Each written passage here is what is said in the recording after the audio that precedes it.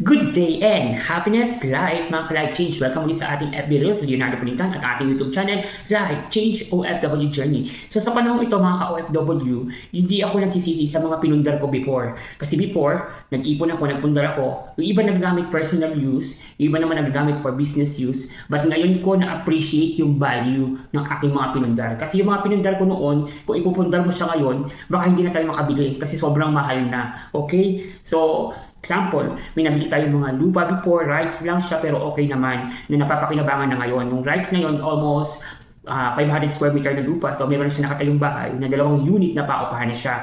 Kasi dati namin bahay yun, kinumbert lang namin sa paupahan. So kikita na rin siya kahit paano. Another thing is yung mga sari-sari store natin, di ba? Maliit yan ng umpisa pero ngayon stable naman 5 years and extend na lang ng extend. At take note, nag-running lang siya. Maliit man pero kahit paano maganda yung return. Okay? Meron ka na rin sariling bahay at lupa at may mga iba pa na dahan-dahan ako hindi ko yan naipundar before, hindi ko na magagawa yan ngayon. Di ba? Kasi sa taas ng bilihin, sa mahal ng taxes, sa pagbabago. So, mga ka-OFW, kung nagpundar ka noon, panalo ka ngayon. Okay? Kaya mahalaga nag-iipon, nagpundar ang isang OFW.